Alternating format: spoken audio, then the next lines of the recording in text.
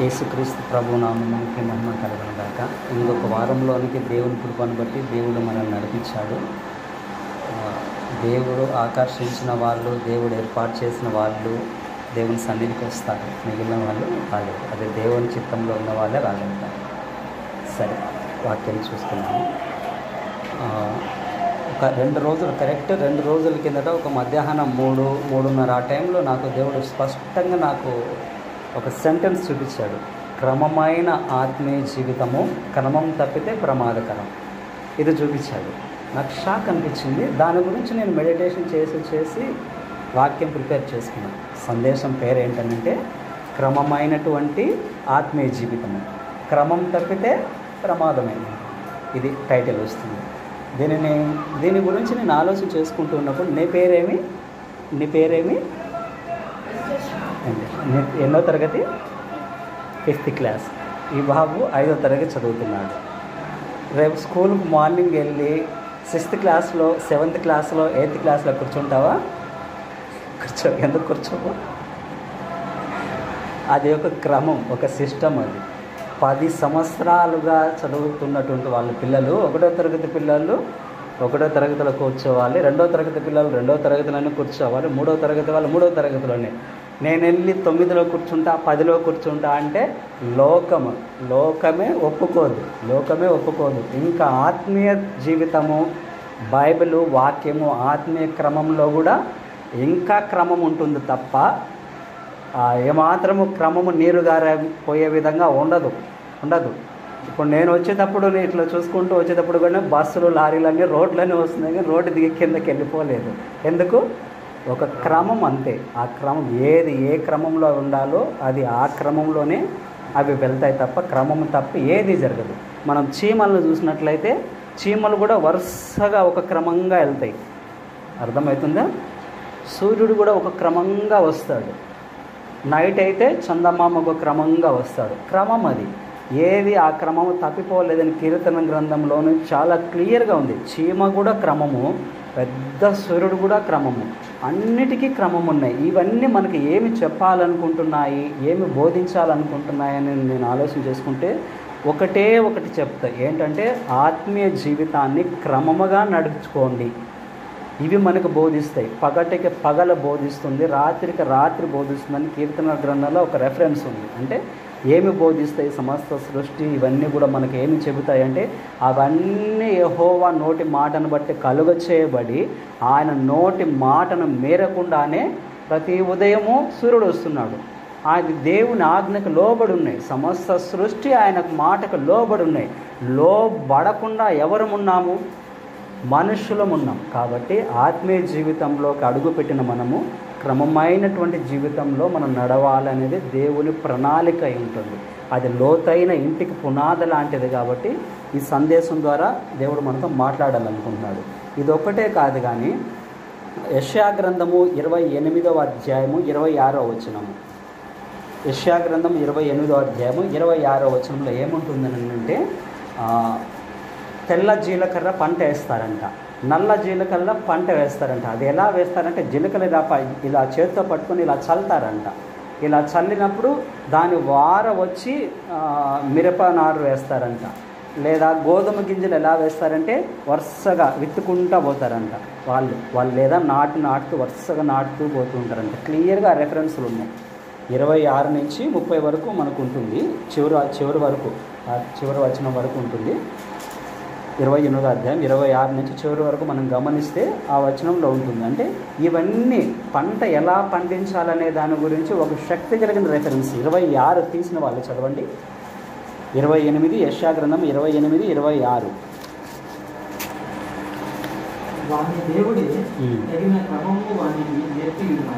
వాని దేవుడే తగిన క్రమమును వానికి నేర్పి ఉన్నాడు. ఏమిటి ఆ క్రమము అని పై వచనం కింద వచనం చూసుకుంటే జీలకర్ర పంట, తెల్ల జీలకర్ర పంట, గోధుమల పంట, నల్ల జీలకర్ర పంట, మిరప పంట, ఇవన్నీ ఏది ఎలా వేయాలో తీరా జీలకర్ర అంతా పండి ఇంటికి వచ్చిన తర్వాత అంతా బండి చక్రాల కింద వేసి తొక్కేయకూడదంట. కట్టి తీసుకొని కొట్టాలంట, కట్టితో రాల్చాలంట.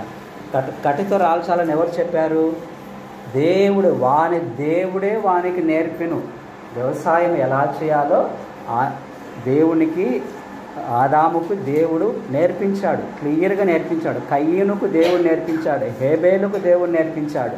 అంటే ప్రతిదీ కూడా ఒక క్రమం ప్రకారము దేవుడు నేర్పించాడు. కాబట్టి ఆత్మీయ జీవితంలో మనము ఒక క్రమం ప్రకారం ఉండాలి. అయితే నేను 7 పాయింట్లు తీసుకుంటాను. 7 క్రమాల గురించి నేను ఈరోజు మీకు చెప్తాను. 7 క్రమాల గురించి నేను చెప్తాను. మొదటి క్రమం ఏంటంటే సృష్టి క్రమము. మొదటిది ఏంటంటే సృష్టి క్రమము. దీని గురించి మనకు ఆదికాండము 2వ అధ్యాయం 4వ వచనంలో ఉంటుంది. ఆదికాండం 2వ అధ్యాయం 4వ వచనం ఏముంటుందంటే ఉత్పత్తి క్రమము అని ఉంటుంది. చదవద్దులేండి. ఉత్పత్తి క్రమం అంటే ఏది ఎలా పుట్టింది అనేది ఒక ఉత్పత్తి క్రమం అనేది దేవుడు ఒక క్రమంగా సిస్టమేటిక్గా, ఎందుకంటే ఆయన సిస్టమేటిక్ కలిగిన దేవుడు కాబట్టి మనము కూడా సిస్టమేటిక్గా ఉండాలని దేవుడు కోరుకున్నాడు. అయితే ఇర్మియా గ్రంథం తీద్దాం. ఇర్మియా గ్రంథం 5వ అధ్యాయం 25వ వచనం. ఇర్మియా గ్రంథం 5వ అధ్యాయము 25వ వచనం. అందులో ఏముంటుందని అంటే ఆ క్రమం అంట తప్పిపోతుందంట. సృష్టి యొక్క మీ దోషములు వాటి క్రమమును తప్పించును. వాటి క్రమము, వాటి అంటే ఏంటివి? సూర్యుడికి క్రమము, వర్షాకాలంలో వర్షం పడకుండా ఆ క్రమం తప్పించడము, ఏ సీజన్లో ఆ సీజన్కి రావాల్సినటువంటివి రాకుండా మొత్తము ఆఫ్ చేయడము. ఇది మనకు వానాకాలం సీజన్ ఉంది. ఇది వానాకాలం, ఎక్కువ వానలు పడాలి. మనకు ఎక్కువ పడుతున్నాయా వానలు? పడడం లేదు, లైట్గానే పడుతున్నాయి. మనకి ఎండాకాలం మొన్న వచ్చింది, ఎప్పుడూ లేని విధంగా 50 డిగ్రీలు 51 డిగ్రీలు ప్రపంచమంతా జనాలు అట్టడికి చనిపోతున్నారు. ఇప్పుడు మన నార్త్ ఇండియా ఒకప్పుడు ఒక 2 నెలలకు ముందు కాసి కూల్ అయింది. ఇప్పుడు సౌత్ ఇండియా కాచి కూల్ అయింది ఎండంతా. ఇప్పుడు నార్త్ ఇండియా స్టార్ట్ అయింది. ఢిల్లీలో ఆ పక్క రాజస్థాన్ ఆ పక్క అంతా జనాలందరూ కూడా ఎండలకు విలవిలలాడిపోతున్నారు. 50 డిగ్రీల పైన పోతున్నాయి. చాలామంది చనిపోతున్నారు. ఢిల్లీ వీధులలో ఇండ్లు లేకుండా బయట వీధులలో స్ట్రీట్ల పైన పండుకుండే వాళ్ళు ఒక్క రోజుకే 40 మంది వరకు చనిపోతున్నారు. మీరు న్యూస్ గమనిస్తున్నారు లేదా నాకైతే తెలియదు. సృష్టి తన క్రమము తప్పిపోయింది. ఎందుకు తప్పిపోయింది సృష్టి తన క్రమం అని అంటే ఇర్మియా 5:25 ఏముంది? వారి దోషములు. మళ్ళీ ఒక్కసారి చదువు. మీ దోషములు వాటి క్రమమును తప్పించు. మీ దోషములు అంటే మనం చేసినటువంటి పాపాలు, లోకంలో వాళ్ళు చేసినటువంటి పాపాలు సృష్టి యొక్క క్రమాన్ని తప్పిస్తాయంట. అయితే మనం దేవుని బిడ్డలం, మనం ఇప్పుడు పాపంలో లేము. అయితే మన బాధ్యత ఏంటి? ఈ సృష్టి ఏమో క్రమం తప్పిపోయింది. మన బాధ్యత ఏంటి? మనం ఊరికే చూస్తూనే ఉండాలా? వానలు ఎక్కువ కాస్తున్నాయి, ఎండలు ఎక్కువ వస్తున్నాయి, మనం చూస్తూనే ఉండాలా? ఏంటి పరిస్థితి అని అంటే కాదు. మనం ఏం చేయాలా? దేవుని బిడ్డలుగా మన బాధ్యత ఏంటనంటే విజ్ఞాపన చేయాలి. సృష్టి తన క్రమము మీరకుండునట్లుగా, సృష్టి క్రమముగా ఉండినట్లుగా మనం విజ్ఞాపనలు చేయాలి. మీరు గమనిస్తున్నారా లేదో, వేడి తీవ్రత ఎక్కువ మన ఇండియాలోనే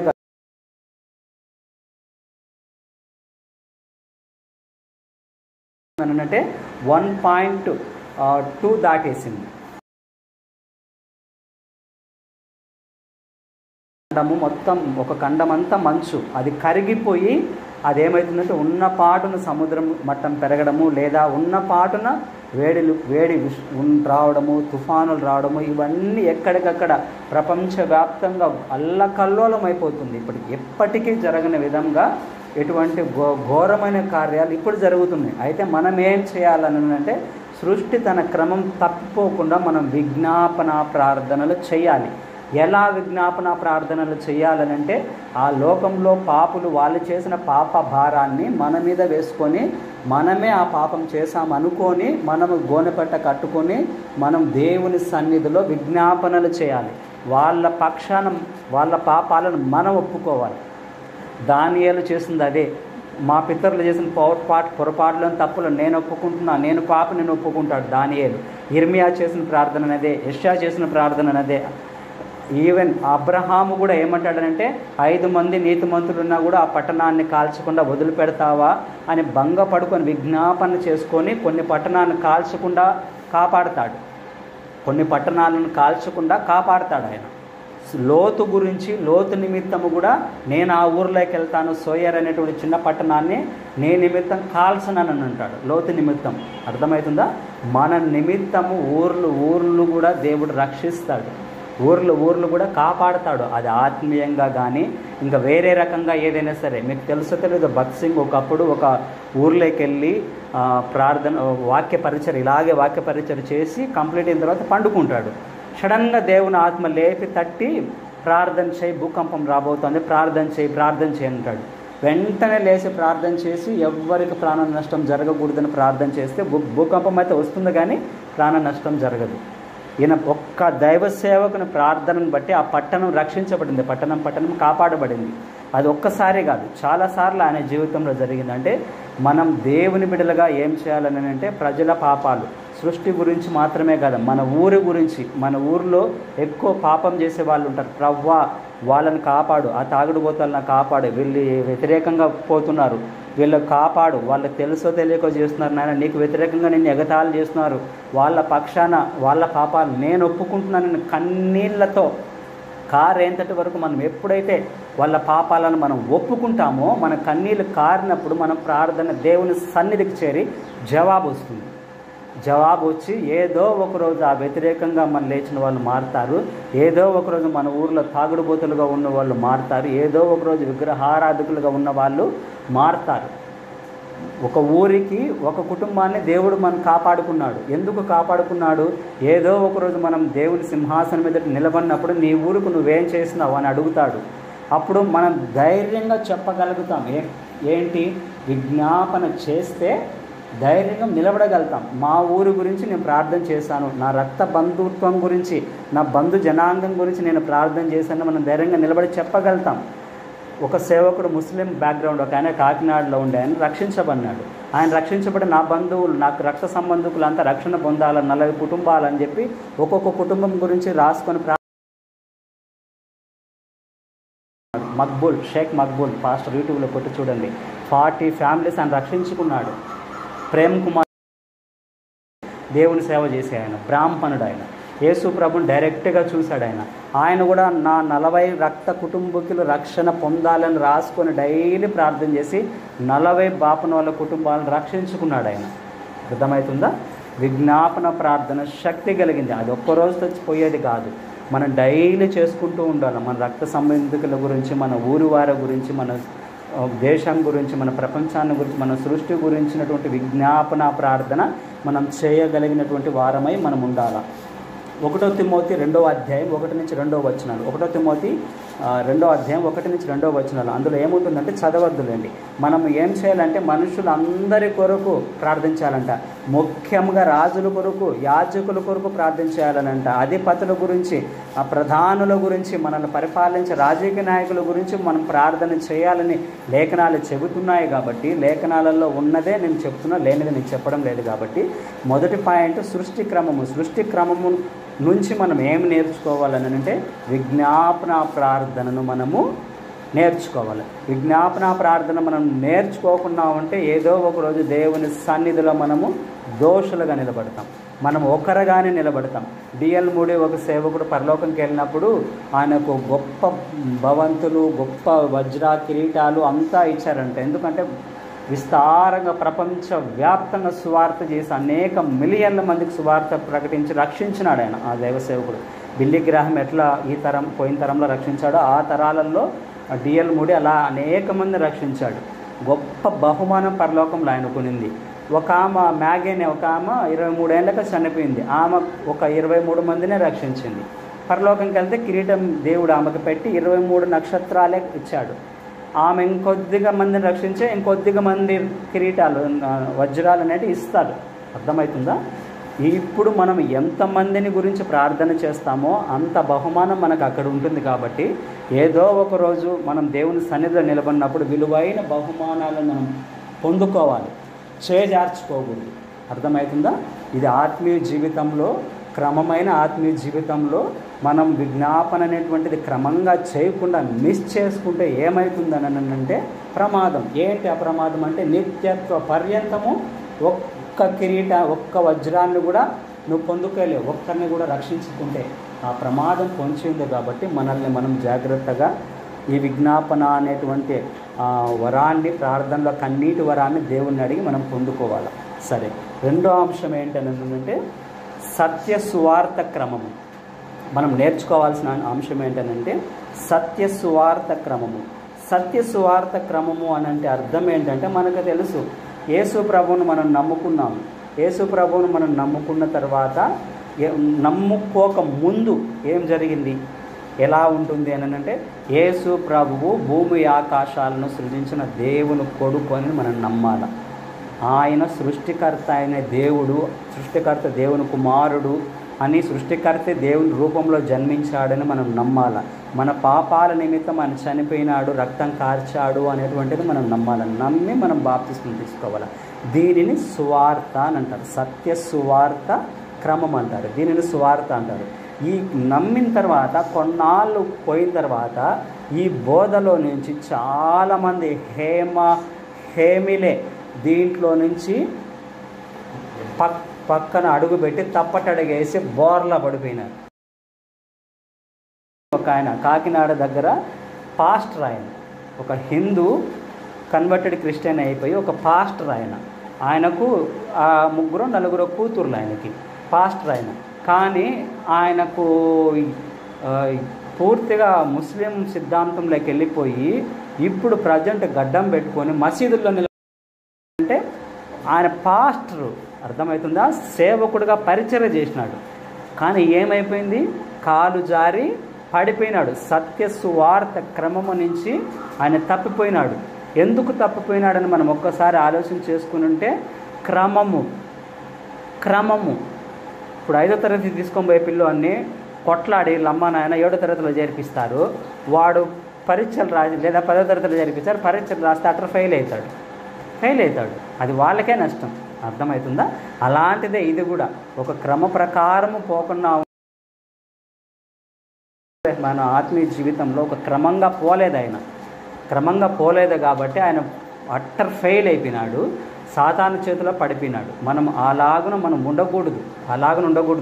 ఒకరోజు అపోస్తలుడైన పౌలు అంటాడు, పౌలు పేతురు ఒక దగ్గర ఉంటారంట. ఒక దగ్గర ఉన్నప్పుడు యూదులు అంతా కూర్చుంటారంట.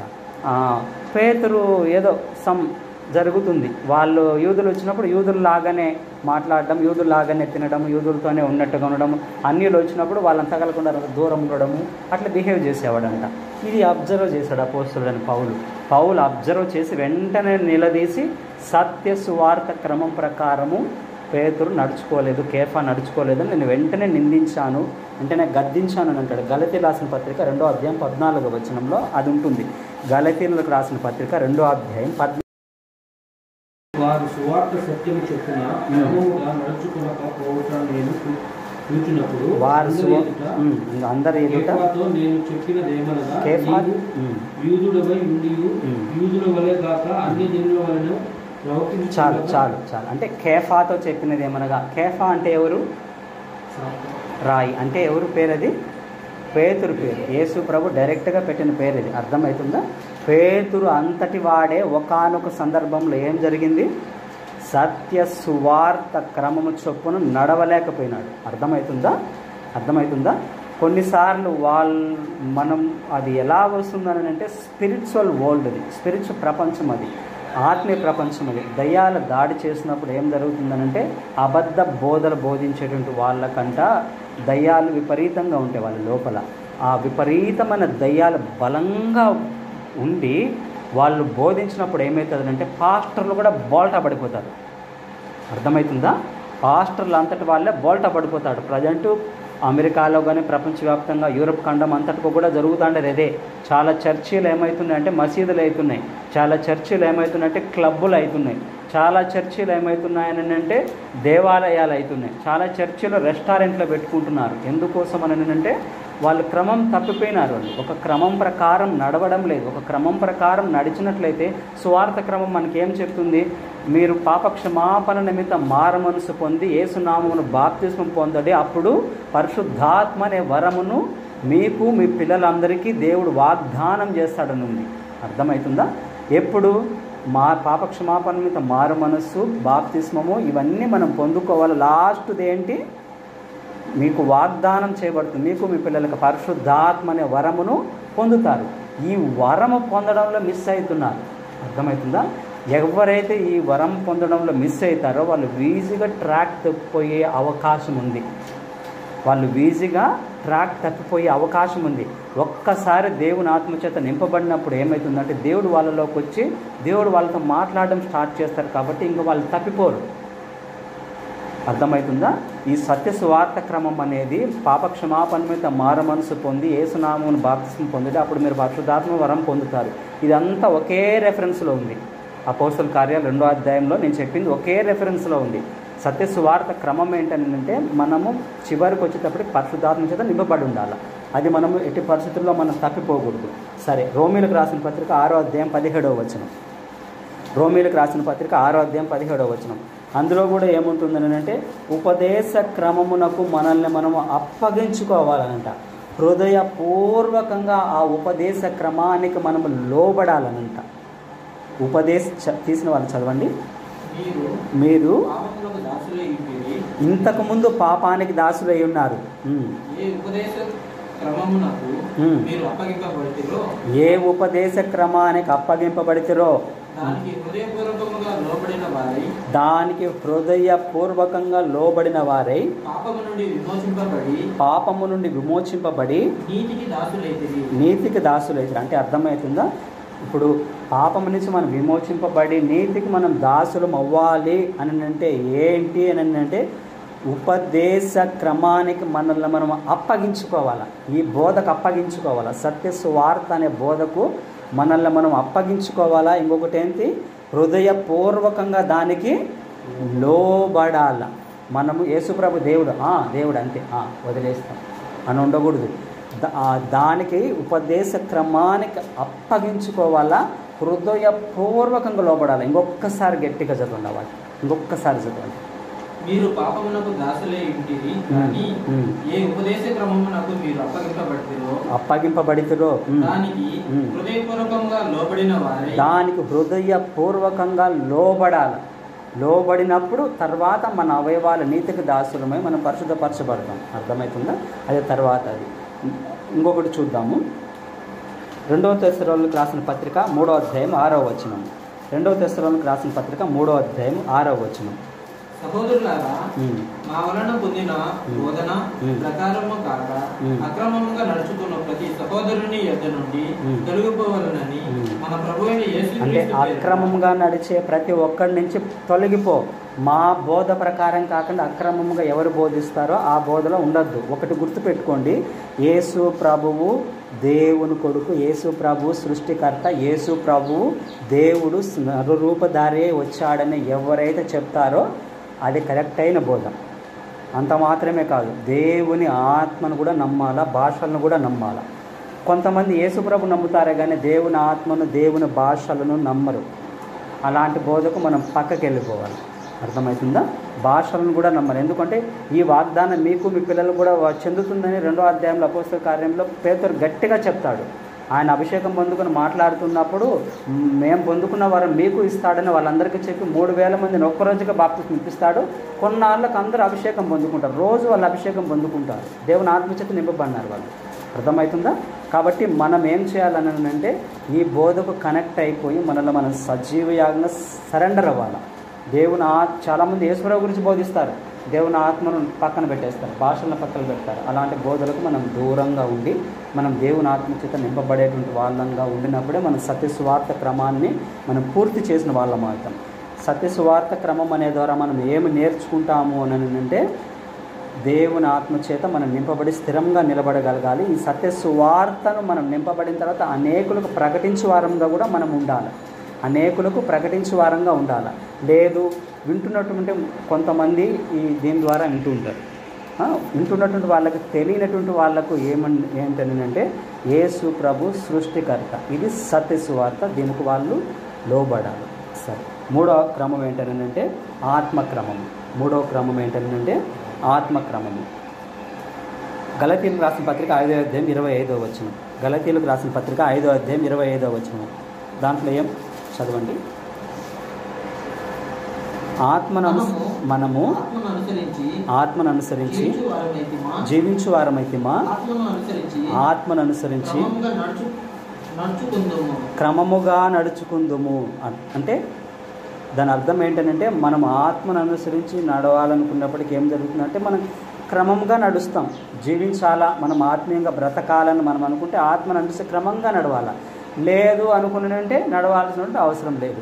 ఒక పాస్టర్ అమ్మ ఉండింది, ప్రవచనాలు చెప్తుంది, అన్నీ చెప్తుంది. అమెరికాలో జరిగిన వాస్తవం అది. ఆమె సడన్గా దేవుడు ఒక మాట చెప్తాడు. ఏం చెప్తాడంటే, జాగ్రత్త, ఒక మాంత్రికుడు నిన్ను కలవబోతున్నాడు, ఒక మాంత్రికుడు నిన్ను కలసబోతున్నాడు, వాడి ద్వారా నువ్వు అపాయం ఎదుర్కొంటావు, చాలా జాగ్రత్త అని దేవుడు హెచ్చరిస్తాడు. ఆమె ఏం చేస్తుందని అంటే సరే అనుకునింది. 2-3 రోజులు, 4-5 రోజులు, వారం రోజులు, 2 వారాల తర్వాత విమానం దిగింది. ఎయిర్పోర్ట్లోకి దిగ్గతలకనే ఒక పొడువుగా ఉండే ఒక ఆయన సూటు బూట్ వేసుకొని వచ్చి షేక్ హ్యాండ్ ఇచ్చాడు, ఆమెకు పూల బుక్కే ఇచ్చాడు ఆమెకు. ఆమె ఒక మామూలు విశ్వాసాలే అనుకునింది, మామూలుగా మాట్లాడింది. ఆయన చూడడానికి చాలా హ్యాండ్సమ్గా, చాలా అందంగా ఉన్నాడు. ఆ తర్వాత మామూలుగా మాట్లాడుతూ ఫోన్ నెంబర్లు మార్చుకోవడం. కొన్నాళ్ళకి ఏం జరిగిందని అంటే వాళ్ళ వ్యభిచార పాపంలో పడిపోవడం జరిగింది.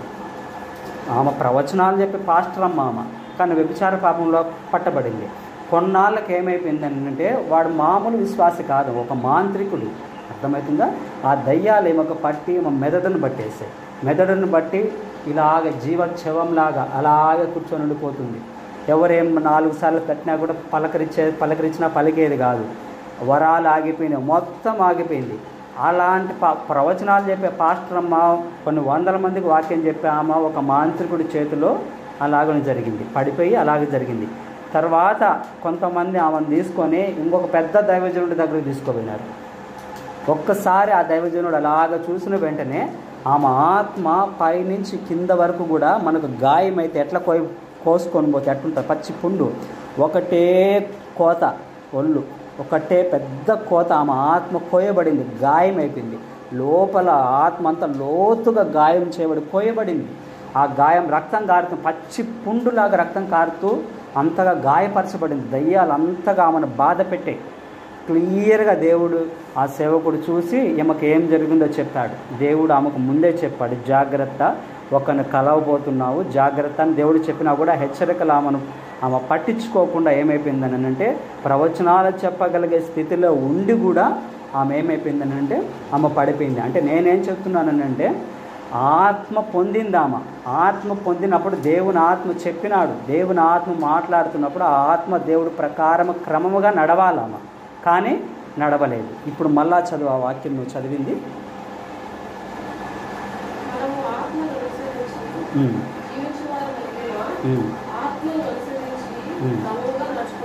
క్రమముగా నడుచుకోవాలి. క్రమముగా నడుచుకోకుంటే ఆమెకు జరిగినటువంటి స్థితే జరుగుతుంది. కానీ దేవుని కృపను బట్టి ఆమె తిరిగి కోలుకోవడానికి కొన్ని నెలలు పట్టింది. ఒక పోరాటం చేయాల్సి వచ్చింది. ఆ దయ్యాలు వెళ్ళగొట్టి ఆ గాయం మాన్పడానికి అభిషేకము, ప్రార్థనలు చాలా టైం పట్టింది. ఆమె తిరిగి మనిషిగా అవ్వడానికి చాలా టైం పట్టింది. అర్థమవుతుందా? ఆత్మను అనుసరించి మనం నడవాల్సినప్పటికీ మనము క్రమముగానే నడవాలి. కొన్నాళ్ళు ఆత్మీయ జీవితంలో, కొన్నాళ్ళు లోకంలో, కొన్నాళ్ళు దేవుల్లో, కొన్నాళ్ళు పాప జీవితంలో. ఆదివారం వాక్యం మైక్ పట్టుకున్నప్పుడు చాలామంది పాస్టర్లు ఆధారం మాత్రం బాగుంటారు, మిగిలిన రోజులు ఫుల్. మీరు చూసారు లేదు నాకు తెలియదు, కానీ నేనైతే చాలామందిని నేను చూసినాను.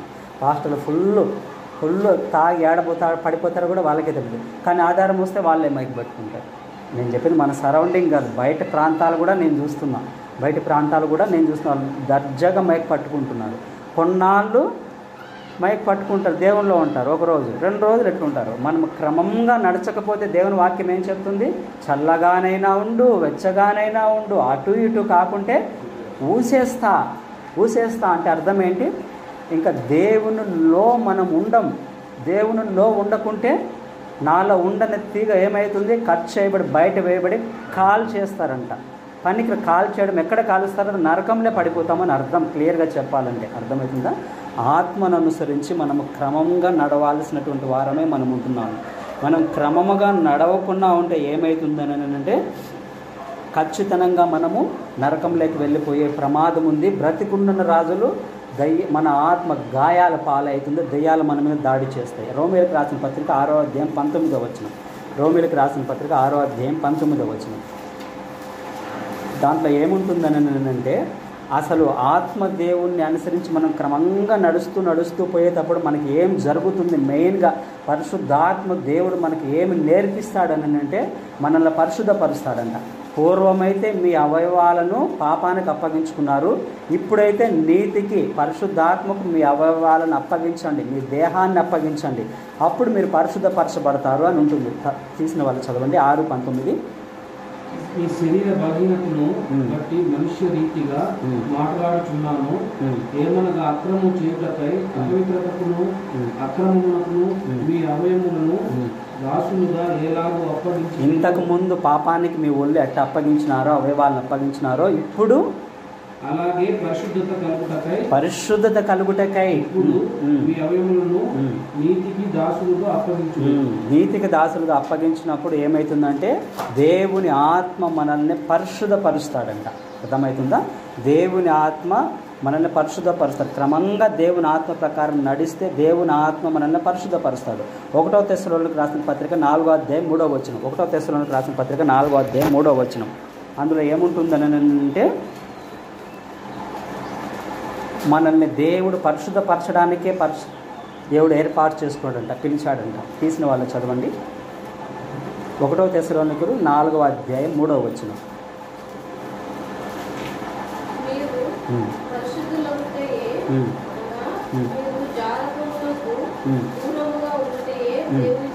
మనం పరిశుద్ధులుగా ఉండడమే దేవుని యొక్క చిత్తం అంట. రోమా 1:2 కూడా చదవండి. రోమా 1:2 అంటే దేవుని ఆత్మను అనుసరించి క్రమంగా భక్తి జీవితంలో పోతూ ఉంటే మనల్ని దేవుడు పరిశుద్ధులుగా చేస్తాడు. చదవండి. అపోస్తలుడిగా పిలువబడిన వాడును, దేవుని సువార్త నిమిత్తము ప్రత్యేకత పడిన వాడునైనా పౌలు రోమాలో ఉన్న దేవుని ప్రియులందరికీ, అనగా పరిశుద్ధులుగా ఉండుటకు పిలువబడిన వారందరికీ, పరిశుద్ధులుగా ఉండుటకు పిలువబడిన వారందరికీ అంటే రోమీలకు రాసిన పత్రిక, అంటే రోమాలో సంఘానికి ఎంతమంది వస్తారో వాళ్ళందరినీ అంట పరిశుద్ధులుగా ఉండడానికి దేవుడు పిలిచాడంట. అంటే సంఘానికి, మనం వెళ్ళే సంఘానికి ఎంతమంది వస్తున్నారో, మనము నడుపుతున్న సంఘాలకు ఎంతమంది వస్తున్నారో వాళ్ళందరూ కూడా పరిశుద్ధులై ఉండడము దేవుని చిత్తం. అందుకే దేవుడు వాళ్ళని పిలిచాడు లోకంలో నుంచి. అర్థమవుతుందా? అది ఎలాగన జరుగుతుందంటే దేవుని ఆత్మను అనుసరించి మనం క్రమముగా నడవాలి.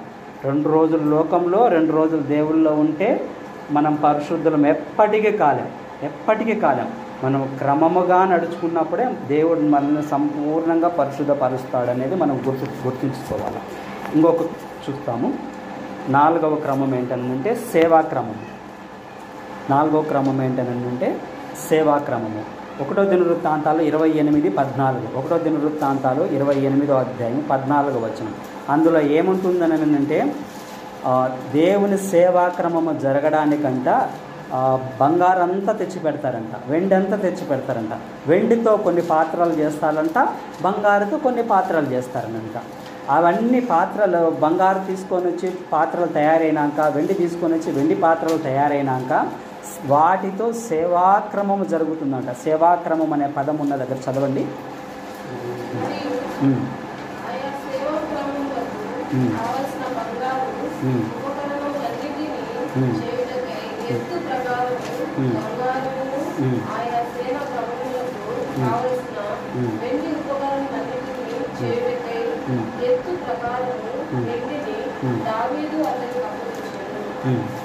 చాలు.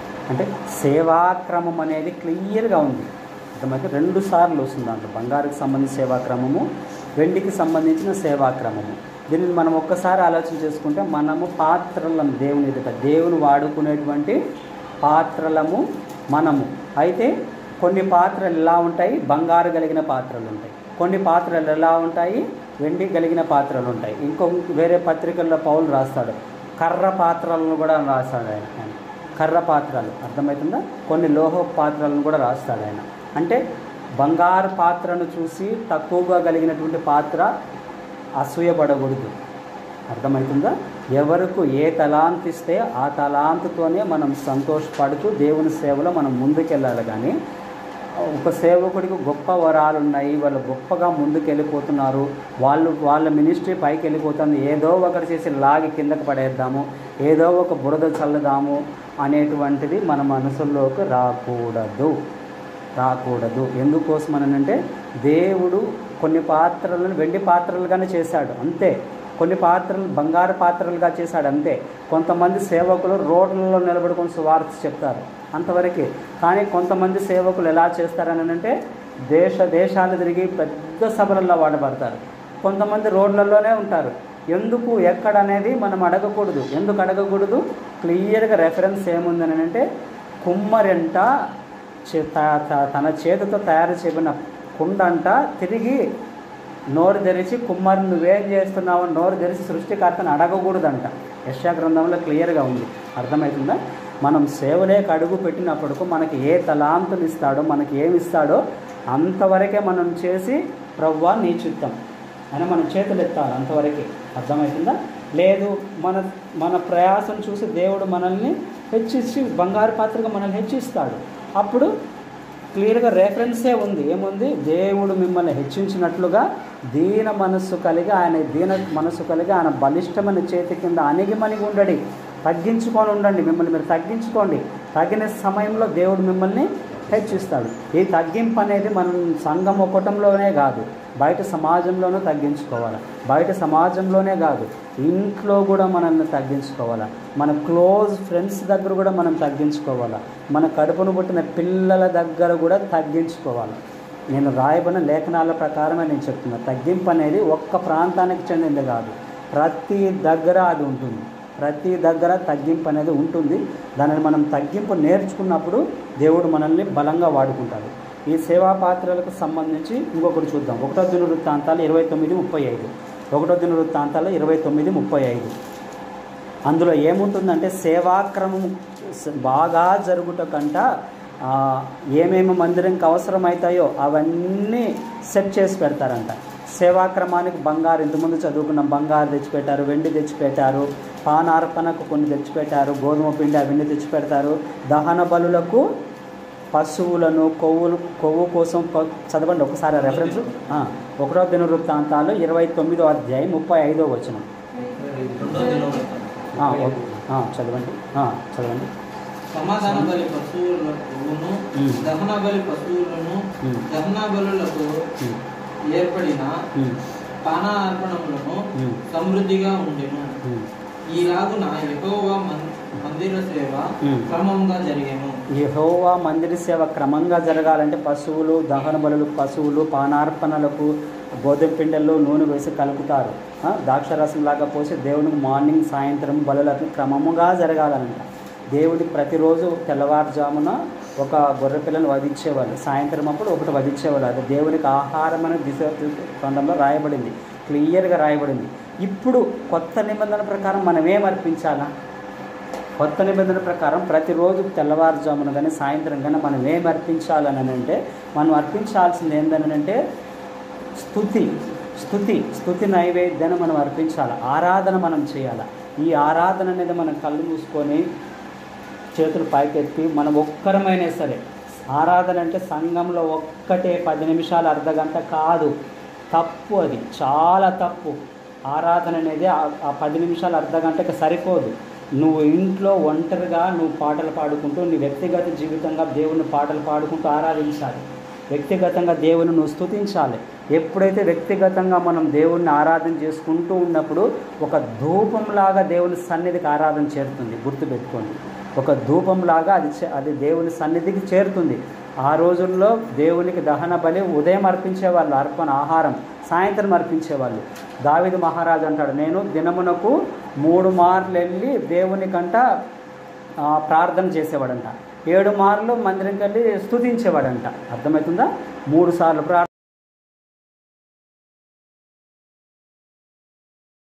అట్లా మనం ఏం చేయాలని అంటే ఆరాధన అనేది వారాల్లో ఒక్కసారి ఆరాధన జరిగేటప్పుడు అర్ధ గంట చేసేది ఆరాధన కాదు.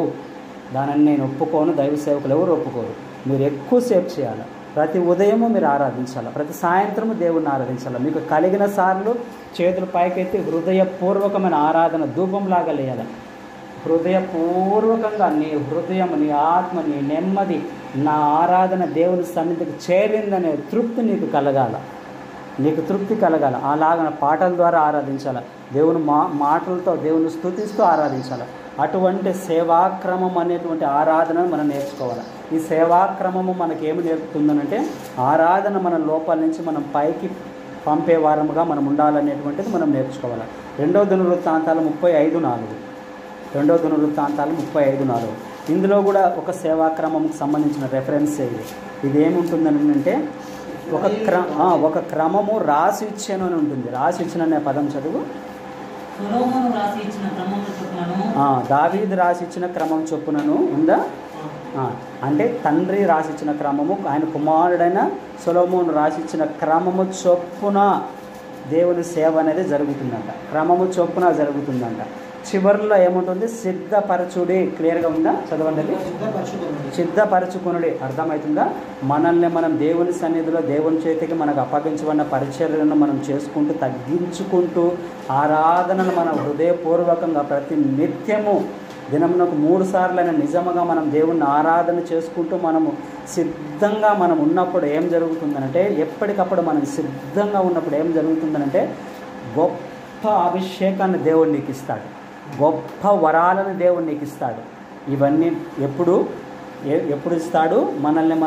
మనకు చెక్క పాత్రలమైనా సరే, చిన్న పని అయినా సరే కొనుక్కోకుండా మనం చెయ్యాలా. అర్థమవుతుందా? ఆరాధన దినమునకు 3-4 సార్లు హృదయపూర్వకంగా దేవుణ్ణి ఆరాధించాలి. ఆ హృదయపూర్వకంగా దేవుణ్ణి మనం ఆరాధిస్తూ ఉన్నప్పుడు ఇంకొకటి సిద్ధపడాలి. ఎప్పటికప్పుడు సిద్ధపడుతూ ఉన్నప్పుడు ఈ 3 కార్యాలు మనం చేసుకున్నప్పుడు దేవుడు మనం వ్యక్తిగతంగా మనం ప్రతిరోజు కూడా దినమునకు 3-4 సార్లు అయినా సరే, వీలైతే ఎక్కువ సార్లు అయినా సరే మనం స్తుతిస్తూనే ఉండాలి. మనం దేవుణ్ణి స్తుతిస్తూనే ఉండాలి. మనం దేవుణ్ణి ఎక్కువగా స్తుతిస్తూనే ఉన్నప్పుడు ఎరికో గోడలకు ఏం జరిగింది? స్తుతి అనేది ఎరికో గోడలను కూల్చిపడేసింది. మన ముందున్నటువంటి ఎన్ని సమస్యలనైనా సరే స్తుతి కూల్చిపడేస్తుంది. మనకు జబ్బు ఉంటుందా? ఈ జబ్బును బట్టి ప్రార్థన చేయడం కన్నా దేవుణ్ణి ఎక్కువగా స్తుతించి పాటలు పాడు, ఎక్కువగా దేవుని స్తుతించి ఆరాధించి, ఎక్కువగా దేవుని పైన ఆధారపడి దేవుణ్ణి ఎక్కువగా స్తుతిస్తూ ఉండు. నీకు ప్రాబ్లం వచ్చిందా, కష్టం వచ్చిందా, దేవుణ్ణి స్తుతిస్తూ గట్టిగా ఆరాధిస్తూ ఉండు. నువ్వు ఆరాధిస్తూ ఉండే కొద్దీ ఆ ప్రాబ్లం కూలిపోతుంది. ఎరికో గోడలు కూలిపోయినట్లుగా ఆ ప్రాబ్లం కూలిపోతుంది. నీ సమస్యలు తొలగిపోతాయి, నీకున్న దుఃఖం తొలగిపోతుంది, నెమ్మది వస్తుంది, దేవుని సన్నిధి వస్తుంది, అభిషేకం నీ మీదకి దిగి వస్తుంది. డిజెస్ దినకర్ గారి భార్య స్టెల్లా దినకర్, ఆమె ఇంట్లో ఒకటే ఉండేది. ఆయన జాబ్ బ్యాంక్ నిమిత్తం పొద్దున్న 8కి వెళితే 6 గంటలకు డ్యూటీ అయిపోతుంది బ్యాంక్ ఉద్యోగం. 6 నుంచి 10 వరకు సువార్త సేవ, వాక్యము, ప్రార్థన, జబ్బు కలిగిన వాళ్ళకు వాక్యం చెప్తూ తిరిగేవాడు. ఇంటికి వచ్చేవాడు కాదు. ఇంటికి వచ్చేటప్పటికి 10 గంటలు అవుతుంది, రాత్రి 10 అవుతుంది.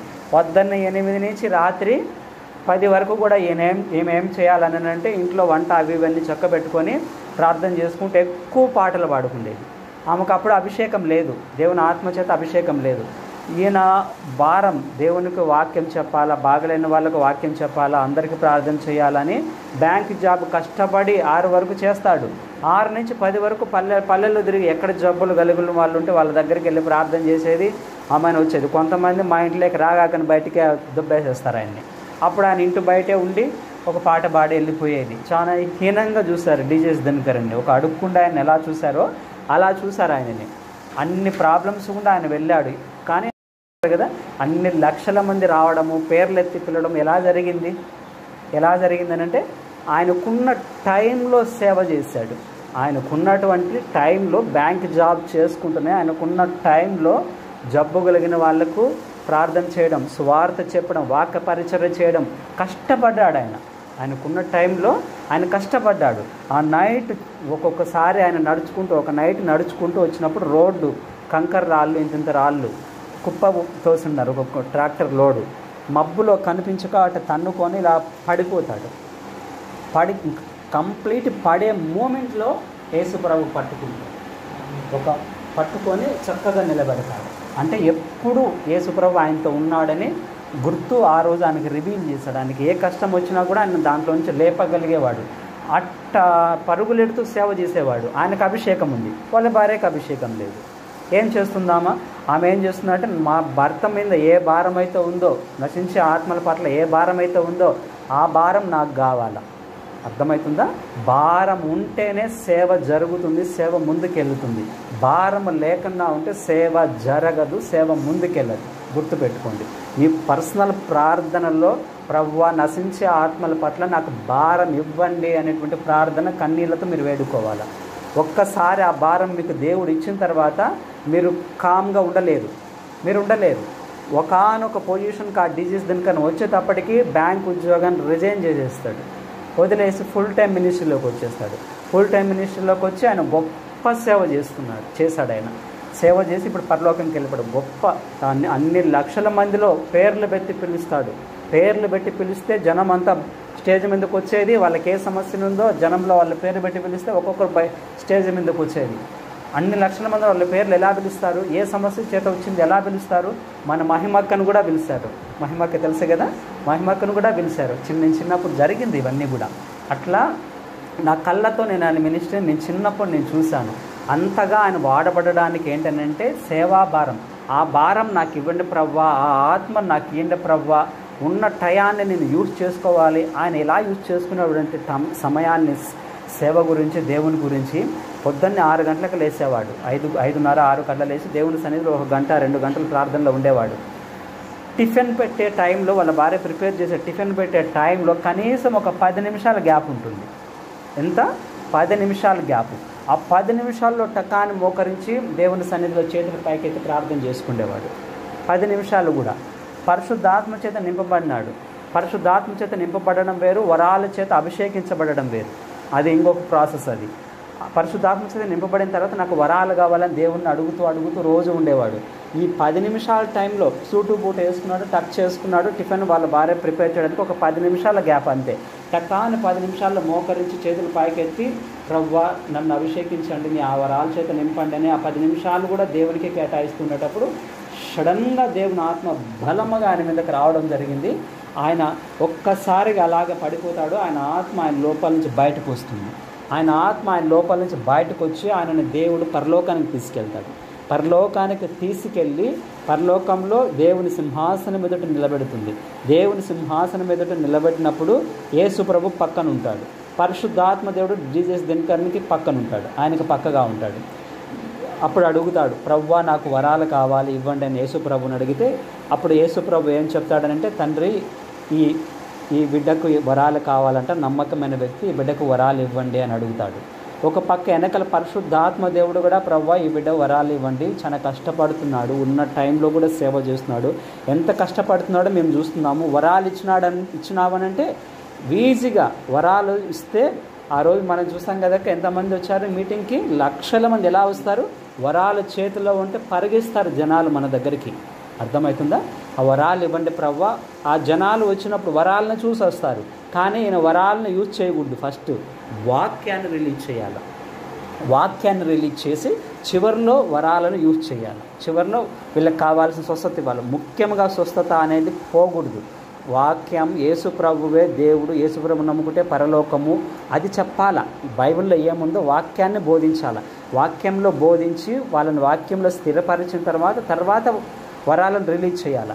ఆ పరిచర్య ఆయన చేసేవాడు. అటువంటి పరిచర్య ఒక పక్క పరిశుద్ధాత్మ దేవుడు రిక్వెస్ట్ చేస్తున్నాడు, ఒక పక్క యేసు ప్రభు రిక్వెస్ట్ చేస్తున్నాడు. తండ్రి అనే దేవుడు సింహాసనం మీద కూర్చొని సైలెంట్గా ఉండి ఒక్క మాట అడుగుతాడు దినకరన్ని, నేను కావాలా, నా వరాలు కావాలని అడుగుతాడు. ఆయన స్వరం ఎలా ఉంటుందంటే గర్జించే ఉరుము లాంటి స్వరం. అది ఒక ఉరుము ఎలా వస్తుందో అలాంటి స్వరం అది. నేను ఒక్కసారి 2 సార్లు విన్నా. 2 సార్లు. మొదటిసారి నేను విన్నప్పుడు నా ఆత్మ నా లోపల నుంచి ఒక రాత్రి అప్పుడు బయటకు వచ్చేసింది. ఆ స్వరము యెషయా గ్రంథంలో అక్కడక్కడ ఉండే తండ్రి అయిన యెహోవా దేవుని స్వరం మనం వినగలిగినప్పుడు మన ఆత్మ మన లోపల నుంచి బయటకు వస్తుంది. తట్టుకోలేదు ఆ స్వరాన్ని. యేసు ప్రభు స్వరం మెల్లనైన స్వరం. పరిశుద్ధాత్మ దేవుని స్వరం ఎలా ఉంటుందనంటే ఆయన మాట్లాడుకున్నా కూడా మనకు అర్థమైపోతుంది. ఆయన మాట్లాడుకున్న చేతి సైగలతోనూ నవ్వుతోనూ దేవుడు ఉద్రేకంతోనూ మనకు అర్థమైపోతుంది. దేవుని ఆత్మ కొన్ని పిక్చర్లు ఇమేజెస్ చూపించడం అది పరిశుద్ధాత్మ భాష. అది పరిశుద్ధాత్మ మాట్లాడేది. వీడియోలు పిక్చర్లు చూపించడం పరిశుద్ధాత్మ భాష అది. కానీ తండ్రి అయిన దేవుని స్వరం ఎలా ఉంటుందని అంటే మన ఆత్మే బయటికి వెళ్ళి చచ్చిన వాళ్ళం అయిపోతాం. ఆ స్వరం విన్న వెంటనే మన ఆత్మ మన లోపల నుంచి పక్కకు తొలగిపోతుందా అనేంత భయం కలుగుతుంది. ఎందుకంటే ఆయన సృష్టికర్త యొక్క స్వరం అది. నేను కావాలా, నా వరాలు కావాలని అడుగుతాడు. అప్పుడు ఏం చెప్పాలి ఆయనకు అర్థం కాదు జీసస్ గారికి.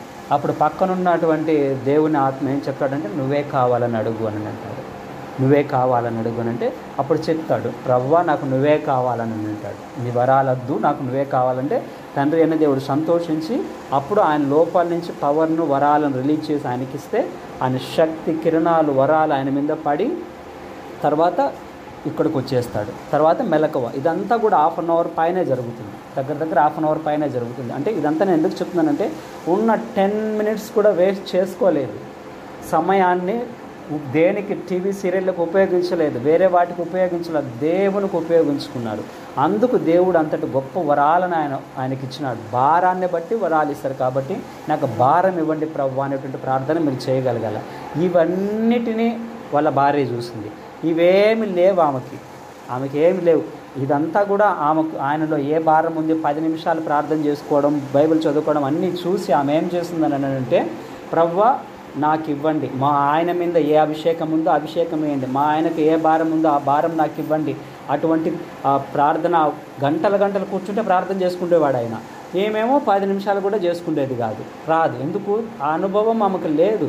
కానీ ఎప్పుడైతే దేవుడు ఏమో ఒంటరిగా పాటలు పాడుతూ ఉండిందో, పాడుతూ ఉండంగానే 1 రోజు 2 రోజులు అలాగే పాడుతూ కనెక్ట్ అవుతూ ఉండంగానే దేవుడు చూసి ఒకానొక రోజు ఆమె పాటలు పాడుతూ ఉండంగానే దేవుని ఆత్మ బలముగా ఆమె మీదకి దిగి వచ్చింది.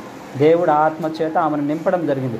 అప్పటి నుంచి ఆమె కూడా ట్రైన్ పట్టాల మీదకి ఎక్కినట్టు ఆమె కూడా గంటలు ప్రార్థన చేసేది. ఆమె కూడా పేర్లు వెలవడం స్టార్ట్ చేసేది.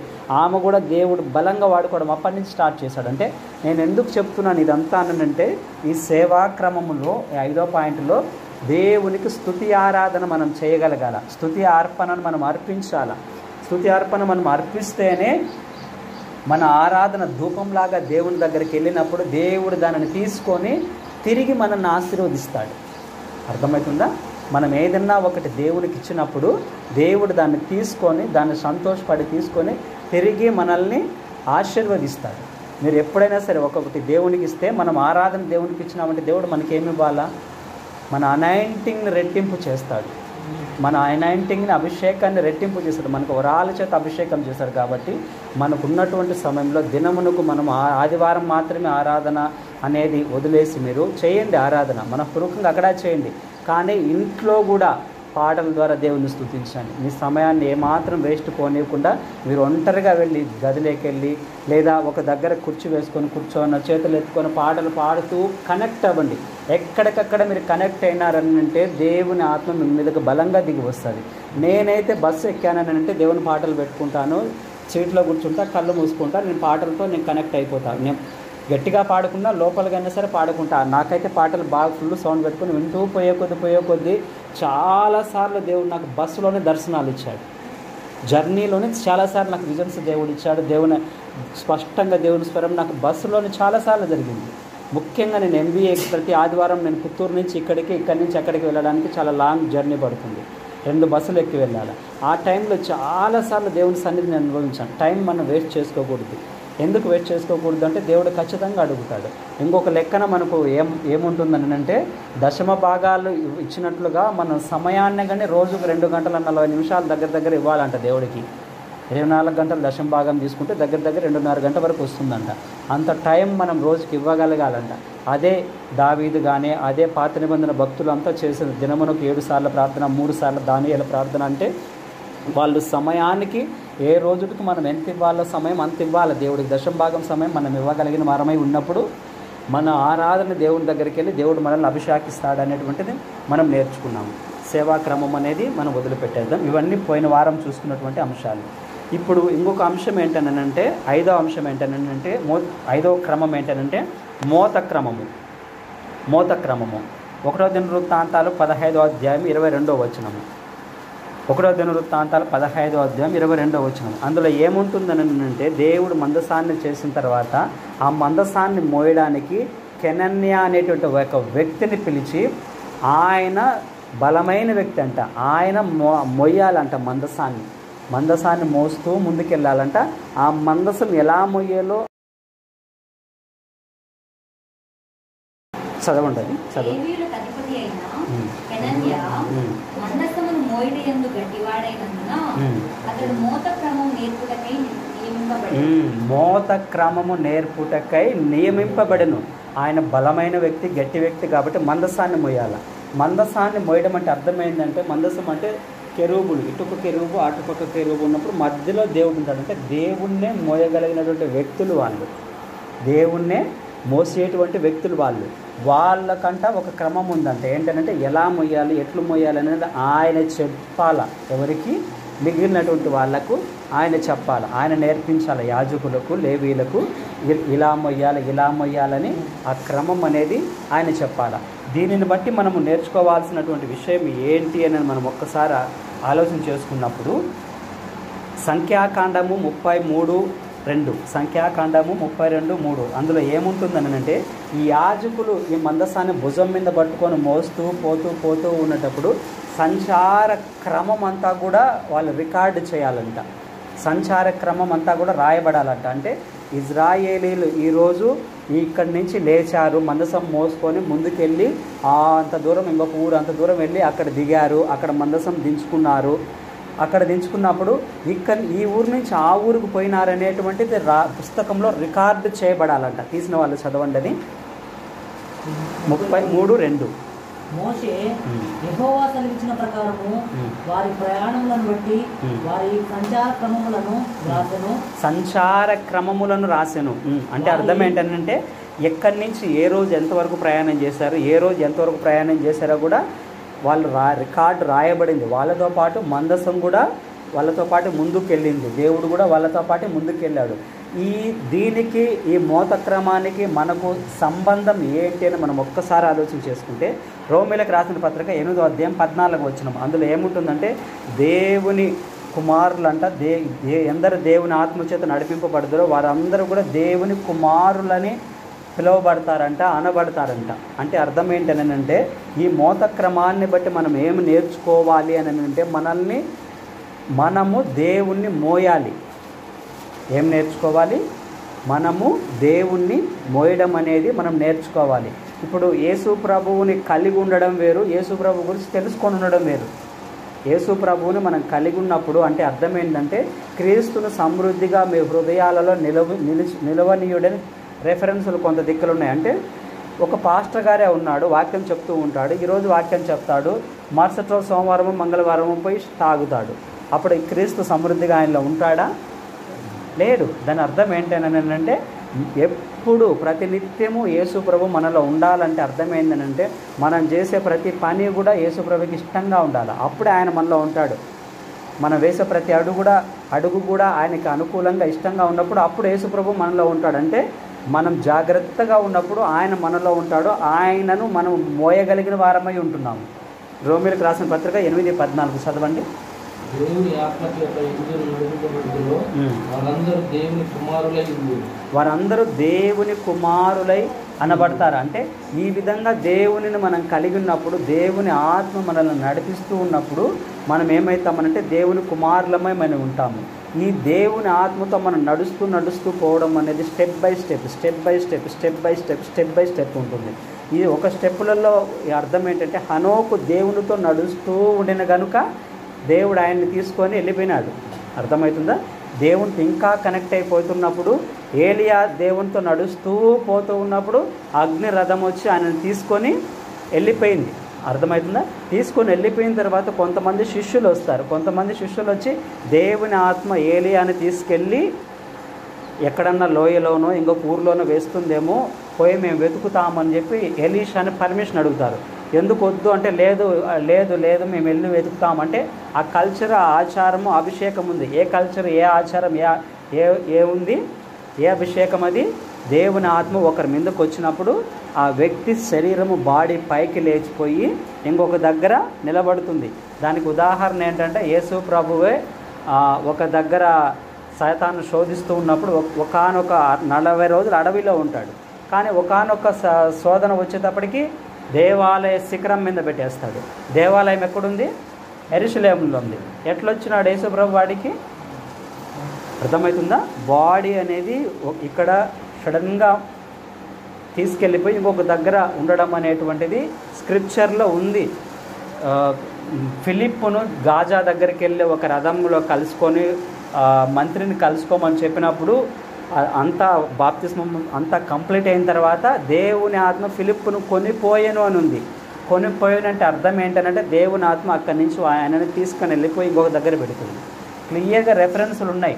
దేవుని ఆత్మ ఇంకొకరి దగ్గర పెట్టింటాడేమో మేము పోయి ఎతుకుతాం అంటే అది ఉంది. అంటే మోత క్రమం అనేది మనకి ఏమి నేర్పుతుందని అంటే దేవునితో మనం నడవడం నేర్పుతుంది, దేవుణ్ణి మనం మోయడం నేర్పుతుంది.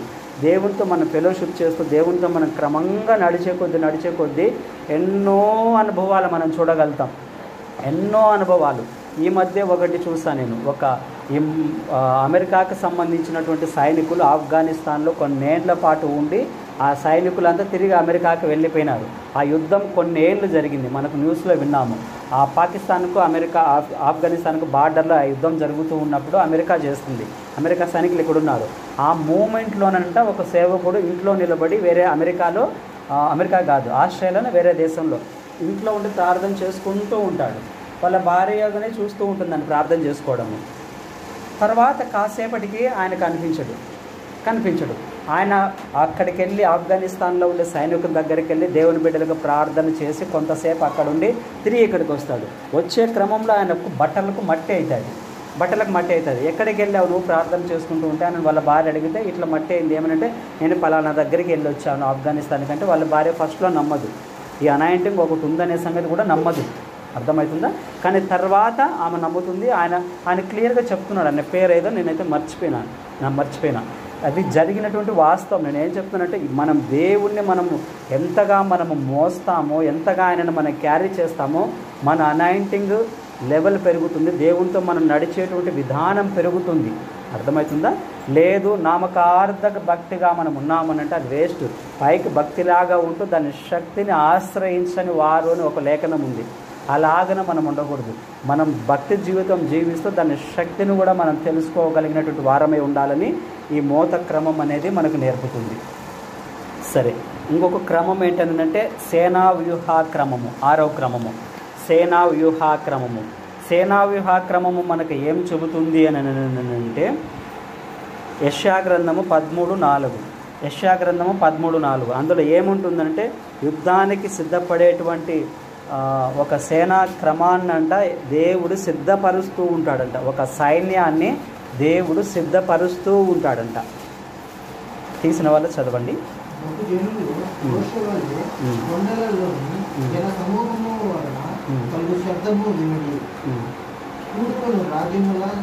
జనములు చేయు అల్లరి శబ్దము విని సైన్యములకు అధిపతి యెహోవా యుద్ధమునకై తన సేనను వ్యూహాక్రమముగా ఏర్పరచుకున్నాడు. యుద్ధమునకై సైన్యములకు అధిపతి యెహోవా యుద్ధమునకై తన సేన వ్యూహాక్రమమును ఏర్పరచుచున్నాడు. అంటే అర్థం ఏంటంటే ప్రజెంట్ కంటిన్యూస్ టెన్స్. అంటే ప్రస్తుతం జరుగుతూ ఉందంటే ఒక సైన్యాన్ని అంట దేవుడు ఏర్పాటు చేస్తూ ఉన్నాడనంట.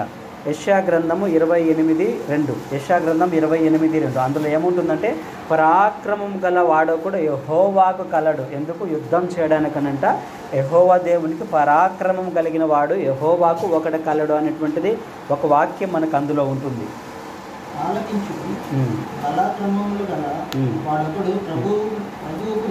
ఉన్నాడు. ఎందుకు అనంటే యుద్ధం చేయడానికి ఒకడున్నాడు. సరే, 28:6 చదువు. యెషయా 28:6 న్యాయపీఠం మీద కూర్చున్న వారికి తీర్పు తీర్చనేందుకు ఆత్మగాను గుమ్మమునొద్ద యుద్ధమును పాల్గొట్టు వారికి పరాక్రమం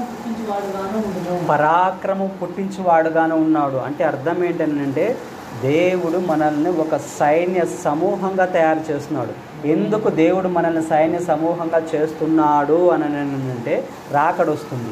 రాకడ వచ్చినప్పుడు మనం ఎగిరిపోతాం. 7 ఏళ్ళ శ్రమలు జరుగుతాయి. ఈ 7 ఏళ్ళ శ్రమలు చివరి కాలంలో తిరిగి దేవుడు తన పరిశుద్ధులతో తన సైన్యాన్ని అంతా కూడా వెంట పెట్టుకొని వచ్చి గోగు మాగోగు అనేటువంటి యుద్ధాలు జరుగుతుంది కదా.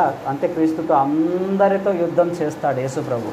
తన పరిశుద్ధులతో తిరిగి వస్తాడు. తన వధువు సంఘంతో తిరిగి వచ్చి ఇక్కడ తిరిగి యుద్ధం చేయడం అనేది లేఖనాల ప్రకటన గ్రంథంలో మనం చూస్తున్నాం. ఎవరు ఆ వధువు సంఘము? ఎవరు ఆ పరిశుద్ధులు? రాకల్లో ఎగిరిపోయిన వాళ్ళు. ఎవరు రాకల్లో ఎగిరిపోయిన వాళ్ళు? మనము. మనం సజీవులమైన మనము ఇప్పుడు రాకడొస్తాం, మనం ఎగిరిపోతాం. లేదా మనం ప్రభువునందు నిద్రిస్తే మన సమాధులు తెరవబడి రాకడలో మనము లేస్తాము. ఇది రెండు ఒకేసారి జరుగుతుంది. చనిపోయిన వాళ్ళు ముందు లేస్తారు, 1 or 2 minutes అన్నట్టుగా బ్రతుకున్న మనము లేస్తాము. మనం దేవునితో ఉండిపోతాం. అయితే తిరిగి ఆయనతో పాటు వచ్చినప్పుడు ఏం జరుగుతుంది అని అంటే యుద్ధం జరుగుతుంది. ఓ గొప్ప యుద్ధం జరుగుతుంది. ఆ యుద్ధం ఎవరు చేస్తారు? యేసు ప్రభు పక్షాన, యేసు ప్రభు వెనకల సైన్య సమూహంలో మనం నిలబడతాం. అర్థమవుతుందా? ఆ యుద్ధానికి మనకు ఇక్కడ ట్రైనింగ్ ఇస్తాడు. ఏదది? ఎఫెసీయులకు రాసిన పత్రిక 6:15 ఉంది కదా, మీరు పోరాడున్నది ఎవరితో? మనుషులతో కాదు, శరీరాలతో కాదు, కానీ దురాత్మ సమూహాలతో, ఈ భూలోకనాథులతో. లోకనాథులు అంటే ఈ లోకంలో దేవతలుగా పూజింపబడే గొప్ప గొప్ప దెయ్యాలతో, ఆకాశ మండలం ఉండే దురాత్మ సమూహాలతో. అంటే ఇటు భూమి మీద ఉండే దెయ్యాలతో పోరాడాలి, అటు ఆకాశంలో ఉండే దెయ్యాలతో పోరాడాలి. ఆ ఒక్క రెఫరెన్స్ క్లియర్గా చూపిస్తుంది. 2 లోకాలలో ఉండే దెయ్యాలతో ఇప్పుడు మనం ప్రజెంట్ మనం పోరాడాలని వాక్యం చెప్తుంది. ఇక్కడ మనకి ట్రైనింగ్ జరుగుతుంది. అర్థమవుతుందా? ఇక్కడ మనకు ట్రైనింగ్ అనేది జరుగుతుంది. దయ్యాలను మనం ఓడించగలిగే స్థితికి, ఆ సైన్య సమూహానికి ఒక సంపూర్ణమైన సైనికునిగా మనం మారాలని దేవుని కోరిక ఉంటుంది. ఒక సంపూర్ణమైన సైనికుడిగా మనం కావాలంటే ఎఫెసీయులకు రాసిన పత్రిక 6వ అధ్యాయంలో ఏముంది? దేవుడిచ్చి సర్వాంగ కవచాన్ని మనం ధరించుకోవాలి.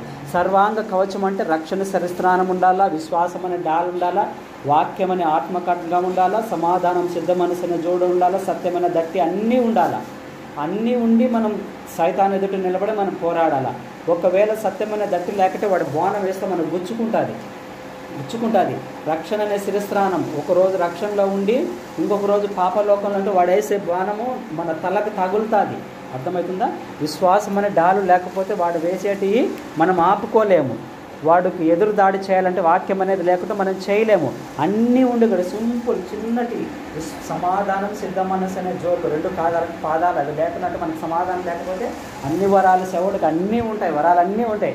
సమాధానమే లేకపోతే ఇంట్లో ఎక్కువ గొడవలు అయితే వాళ్ళు సేవ చేయగలుగుతారా? చేయలేరు.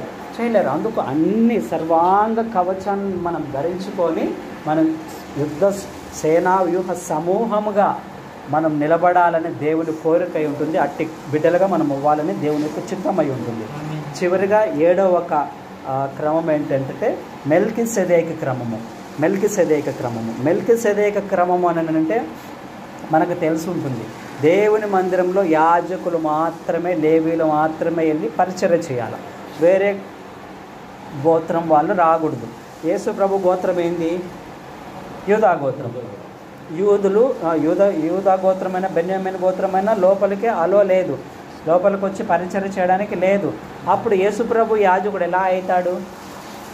కీర్తనల గ్రంథం 110వ అధ్యాయం తీయద్దులేండి. కీర్తనల గ్రంథం 110వ అధ్యాయంలో రాయబడిన మాట ప్రకారం ఆయన మెల్కీసెదెకు క్రమం చొప్పున యాజకుడు. ఆయన యాజకుడు. అసలు ఈ మెల్కీసెదెకు ఎవరనంటే అబ్రహాం కాలంలో ఒక రాజు. అబ్రహాం కాలంలో యెరూషలేముకు రాజు మెల్కీసెదెకు. ఒక దగ్గరికి వెళ్ళి యుద్ధం చేసుకొని లోతును విడిపించుకొని అబ్రహాం వస్తూ ఉన్నటప్పుడు ఈయన ఎదురు వస్తాడు. ఎవరు? మెల్కీసెదెకు అని యెరూషలేము రాజు ఎదురు వచ్చినప్పుడు ఈ అబ్రహాము ఈయనకున్నటువంటిది రొట్టె ద్రాక్షరసం ఆయనకి ఇచ్చి, ఈయనకున్న దశంభాగా డబ్బు బంగారు ఆయనకి ఇచ్చి ఆయన దగ్గర ఆశీర్వాదం తీసుకుంటాడు. ఎవరు? అబ్రహాము ఆయన దగ్గర ప్రార్థన ఆశీర్వాదం తీసుకున్నాడంటే అప్పుడు మెల్కీసెదెకు ఎంత గొప్పవాడు. అసలు ఎవరు ఆ మెల్కీసెదెకు అని మనం ఒక్కసారి ఆలోచన చేస్తే ఆయన యెరూషలేముకు రాజు. యెరూషలేములో మందిరం కట్టుకుంటాడు ఆయన. దేవుని మొట్టమొదటి మందిరం యెరూషలేములో కట్టింది మెల్కీసెదెకే. ఆ మందిరం కూడా పరిశుద్ధ స్థలం, అతి పరిశుద్ధ స్థలము, ఆవరణం అన్నట్టుగా 3 ఆవరణాలలో ఉంది. ఆవరణ పురాతత్వ శాస్త్రవేత్తలు దానిని కనుగొన్నప్పుడు అది బయటపడింది. ఆ ఫోటోలు కూడా కొన్ని యూట్యూబ్లోను నెట్లోనూ మనకున్నాయి క్లియర్గా. ఎట్లా దేవుడు మోషేకు చూపించాడో, మందసం ప్రత్యక్ష గుడారం కట్టమని చూపించాడో అటువంటిదే అంతకుముందే మెల్కీసెదెకు కట్టి చూపించాడు. కట్టి ఆయన దేవునికి బలులు అర్పించి ఒక యాజకుడుగా ఉన్నాడు. యెహోవా దేవునికి యాజకుడు కాబట్టి అబ్రహాము నమస్కారం చేసి ఆశీర్వాదం తీసుకున్నాడు. ఆయనకు దశంభాగాలు ఇచ్చాడు. ఆయన యాజకుడుగా గుర్తించాడు, యాజకత్వం చేశాడు. అప్పుడు మెల్కీసెదెకు ఏ గోత్రమే లేదు. గోత్రాలు ఎప్పుడు వచ్చినాయి? అబ్రహాము ముని మనముడని యాకోబు 12 మంది కొడుకులకు ఒక కొడుకు లేవి. తర్వాత గోత్రాలు వచ్చినాయి. మెల్కీసెదెకు అప్పటికి గోత్రాలు ఏమాత్రము లేవు. మెల్కీసెదెకు అప్పటికి గోత్రాలే లేవు. కానీ ఆయన యాజకుడు కాబట్టి యేసు ప్రభు కూడా ఎవరి యాజకుడు అని అంటే మెల్కిసెదెకు క్రమంలో యాజకుడు. మనము కూడా ఎలాంటి వారం అంటే ప్రకటన 5:10 మనకు దానికి సంబంధం ఏంటంటే మనము దేవుని యాజకులము. మనము కూడా మెల్కిసెదెకు క్రమం చొప్పున మనము యాజకత్వం చేస్తాము. చదవండి అది. ఆ పెద్దలు నీవు ఆ గ్రంథమును తీసుకుని దాని ముద్రలను ఉంచుటకు యోగ్యుడవు. నీవు వధింపబడిన వాడవై నీ రక్తం ఇచ్చి ప్రతి వంశంలోనూ ఆయా భాషలు మాట్లాడే వారిలోను ప్రతి ప్రజలోను ప్రతి జన్మలోను దేవుని కొరకు మనుషులనుకొని మా దేవుని వారిని ఒక రాజ్యముగాను యాజకులుగాను చేసితివి. యాజకులు అర్థమవుతుందా? ఎక్కడ మనం యాజకత్వం చేయాలి? యాజకత్వం అనేది మనం ఎక్కడ చేయాలి? పరలోకంలో చేయాలి. అర్థమవుతుందా? వాళ్ళు పెద్దలు అంటున్నటువంటి మాట ఏంటది? మా దేవునికి ఒక రాజ్యంగాను యాజకులుగాను చేసితివి అంటే యాజకత్వం అనేది ఎక్కడ చేయాలి? దేవుని దగ్గర చేయాలి. అది ఎక్కడ? పరలోకంలో. అప్పటికి భూమి ఆకాశాలు ఏముండవు. ఆ వాక్యం నెరవేరబడేటప్పటికి ఏముండదు. కానీ మన డ్యూటీ ఏంటి? పరలోకంలో యాజకత్వం అనే డ్యూటీ. అర్థమవుతుందా? మన డ్యూటీ పరలోకంలో యాజకత్వం. యాజకుడు ఇప్పుడు ఏం చేస్తాడు? దేవుని సన్నిధిలో యాజకుడు దేవునికి బలులు అర్పిస్తాడు, దేవునికి ఆహారం పెడతాడు, దేవుణ్ణి స్తుతిస్తాడు. బలులు అని అంటే దేవునికి ఆహారం అంటే స్తుతి అర్పణ, జిహ్వార్పణ నేను అర్పిస్తాను, జిహ్వా ఫలాలు అర్పిస్తానని క్లియర్గా లేఖనాలు ఉన్నాయి హెబ్రీ రాసిన పత్రికలో. అంటే మనం దేవుని స్తుతించాలా. నిత్యం పరలోకంకి వెళ్ళినప్పుడు ఎప్పుడు దేవదూతలు ఎప్పుడు పరలోకంలో స్తుతిని అంటూ ఉంటారు. అంటే అర్థమైంది, జిహ్వా ఫలాన్ని అర్పిస్తున్నారు, వాళ్ళు యాజకత్వం చేస్తున్నారు. మనం కూడా అక్కడ యాజకత్వం చేయగలిగినటువంటి వారమై ఉన్నాను. అదే మన పిలుపై ఉంటుంది. అర్థమవుతుందో? అయితే అక్కడ పరలోకంలో మనం యాజకత్వం చేస్తాం. ఇక్కడ భూమి మీద మనం ఏం చేయాలి అని అంటే యాజకులు దేవునికి అదొకటే కాదు, తన దగ్గరకు వచ్చే ప్రజలకు ఏం చేస్తారు? శుద్ధీకరణ చేస్తారు. అర్థమవుతుందా? గొర్రెపిల్ల రక్తాన్ని తీసుకొని దాన్ని వధించి రక్తం అట్లా పూయడము, వాళ్ళ పాపక్షమాపణ కలిగించడము, ప్రజలను దేవునికి కనెక్ట్ చేయడము, వాళ్ళకున్న పాపాలను తుడిచేసే క్రమం చేయడం యాజకుల డ్యూటీ. ఇప్పుడు మనము యాజకులము కాబట్టి మనం ఏం చేయాలి? ప్రజల పాపాలను ప్రవ్వా పలానా వాళ్ళ పాపంలో పోతున్నారు, వాళ్ళని క్షమించండి, వాళ్ళ పక్షాన మనము ఆ పాపాలను ఒప్పుకోవాలి. దానియేలు చేస్తుంది అదే, ప్రవ్వా మా పితరులు అంతా పాపాలు చేస్తారు, వాళ్ళ పక్షాన నా పాపాలు ఒప్పుకుంటున్నానని చెప్పాడు. తిరిగి వాళ్ళని ప్రజలను మనం దేవునితో కనెక్ట్ చేసి దేవుని తట్టు మనం ప్రజలను తిప్పగలగాల. ఇక్కడ యాజకత్వం డ్యూటీ ఏంటి? పాపులైనటువంటి ప్రజలను దేవుని బిడ్డలుగా పాపాన్ని తొలగించేసుకొని దేవునికి కనెక్ట్ చేయాలి. ఆ డ్యూటీ మనది. మెల్కిసెదెకు క్రమంలో మన బాధ్యత అది. ఇక్కడ ప్రజలు నువ్వు ఎంతమందిని దేవుని బిడ్డలుగా చేసావు అనే క్వశ్చన్ మనకు వేసుకుంటే ఇంతమందిని చేశానని దేవుని దగ్గర నువ్వు చెప్పగలగాల కరెక్ట్గా. అంటే మనం ఇంతగా పాపంలో ఉన్న పట్టబడుతున్నటువంటి వాళ్ళని తీసుకొని వచ్చి వాళ్ళ పాపాల నుంచి విడిపించి దేవుని బిడ్డలుగా నేను ఇంతమందిని చేయగలిగినాను అని మనం చెప్పగలగాల. ఇది భూమిపైన మన యాజకత్వం. అయితే పరలోకంలోకి పోయిన తర్వాత మన యాజకత్వము దేవుని స్తుతించడం.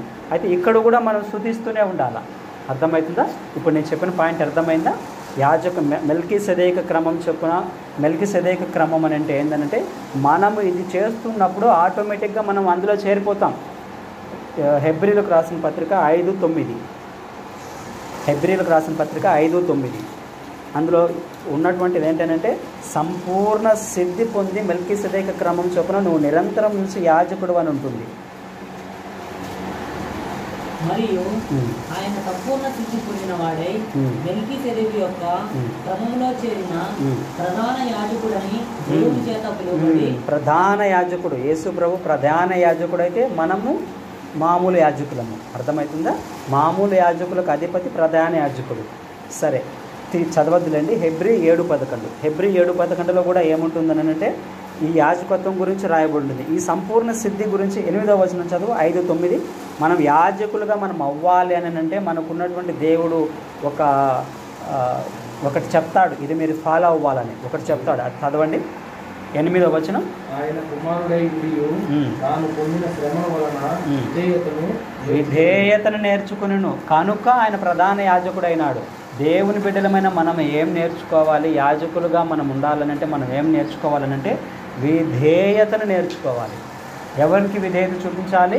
తండ్రి అయిన దేవునికి మనం విధేయత చూపించాలి. లేఖనం ఏం చెప్తుందనంటే యాకోబు రాసిన పత్రికలో దేవుని యొక్క బలిష్టమైన చేతి కింద మీరు దీన మనస్సులై మీరు అణిగిమణిగి ఉండండి, విధేయత నేర్చుకోండి అని చెప్తుంది. యేసు ప్రభు శ్రమల ద్వారా విధేయత నేర్చుకున్నాడనంట. మనం ప్రతి ఏరియాలో దేవునికి విధేయత చూపించాలి. ప్రతి ఏరియాలో నాకు అన్నీ ఉన్నాయి కానీ ఈ ఒక్క విషయంలో మాత్రము నేను మర్చిపోలేకున్నానని చాలామంది మన పల్లెల్లోకి వచ్చే వాళ్ళు అంటారు. నాకు అన్నీ ఉన్నాయి కానీ ఈ ఒక్క విషయంలో నేను దేవునికి లోబడకపోతున్నాను అని అంటారు. కానీ దేవుడు ఏం చెప్తున్నాడంటే సంపూర్ణ విధేయత, సంపూర్ణంగా మనం దేవునికి లోబడాల. దేవుడి మాట యేసు ప్రభు ప్రతిదీ నెరవేర్చాడు. యేసు ప్రభు ఆకలి అవుతున్నా కూడా బావికాడ దగ్గరకు వచ్చిన ఆ స్త్రీతో ముందు ఆమెను మార్చి మీకు తెలియని ఆహారం నాకు ఉందని అంటాడు. అంటే దేవునికి ప్రజలను మార్చడము ఆయనకు ఆహారం అయిపోయింది. అన్ని విషయాలలో యేసుప్రభు కరెక్ట్గా ఉన్నాడు. కానీ ఇంకా నాకు విధేయత చూపిడా అని దేవుడు సిలువ శ్రమ పెట్టాడు. ఈ సిలువ శ్రమను కూడా యేసుప్రభు జయించి విధేయుడుగా ఆయన గెలిచాడు. అర్థమవుతుందా? అబ్రహాము కూడా ఇస్సాకు విషయం గురించి ఒక మాట అంటాడు, ఇందువలన నువ్వు నాకు భయపడతావు అని నేను తెలుసుకున్నాను అబ్రహాము అంటాడు. ఎందువలన నీ కుమారుణ్ణి బలించడానికి కత్తి పైకెత్తినప్పుడు, ఒక్కగానొక్క కొడుకుని అర్పించమన్నప్పుడు కత్తి పైకెత్తినప్పుడు బాగా గమనించండి ఆ లేఖన భాగం. ఇందువలన నువ్వు నాకు భయపడతావని నేను తెలుసుకున్నానని దేవుడు అంటాడు. అంటే అప్పటికి దేవుడికి తెలియదు అబ్రహాం భయపడతాడని. తన ఇల్లు వాకిలి ఆయన దేశము బంధువులు అన్నీ వదిలేసి అంతా వచ్చేస్తే అంతా దేవుడి స్వరం వింటూ దేవునితో కనెక్షన్ పెట్టుకొని ఉన్నా కూడా దేవుని హృదయంలో ఎక్కడో ఒక దగ్గర నా బిడ్డ దేవుడు నాకు ఎంత భయపడతాడనేది తెలుసుకోవాలనుకుంటాడు. స్కేల్ కొలుస్తానే ఉంటాడు. అర్థమవుతుందా? యేసు ప్రభు అంతటి వాడిని కూడా తండ్రి అయిన దేవుడు వదల్లా. అబ్రహాం అంతటి వాడినే తండ్రి అయిన దేవుడు వదల్లా. నన్ను వదులుతాడా? వదలడు. కాబట్టి దేవునికి మనం అన్ని విషయాలలో మనం విధేయత చూపిన వాళ్ళమై ఉండాలా. దేవునికి మనం అన్ని విషయాలలో భయభక్తులు చూపించగలిగినటువంటి వారమే మనం ఉండాలా. ఈ క్రమమైనటువంటి ఆత్మీయ జీవితం అనేది మనం ఒక్కసారి ఆలోచన చేసుకుని ఉంటే, కొంతమంది ఆదివారము సంఘంకి వెళ్తారు, ఒక వారము వెళ్తారు, ఇంకొక వారం వెళ్ళలేరు. ఒక వారము దేవునికి బాగా దేవుళ్ళు ఉంటారు, ఇంకొక వారం ఉండలేరు. ఒక వారం దేవుని బాగా ఆరాధిస్తారు, ఇంకొక వారం ఆరాధించలేరు. దేవునికి దశం భాగాలు ఒక నెలలో ఇస్తారు, ఇంకొక నెలలో ఇవ్వరు. క్రమం అనేది ఉండదు. కానీ ఎవరైతే క్రమమైనటువంటి ఆత్మీయ జీవితం ఉన్న దేవునికి భయభక్తులు కలిగి రొట్టె ద్రాక్షారసం ఒక క్రమంగా తీసుకుంటారో, లోకంలో కాసేపు పాపంలో కాసేపు కాకుండా క్రమంగా దేవునికి భయభక్తులు కలిగి కనెక్షన్ ఎవరైతే ఒక గింజలు ఇచ్చాడు, మొన్న నాటాను, అది ఇంత చెట్టు అయింది, ఒక సొరకాయ చెట్టు. అది రావడమే పెద్ద ఆకులు, ఇంత ఆకు వచ్చేసింది.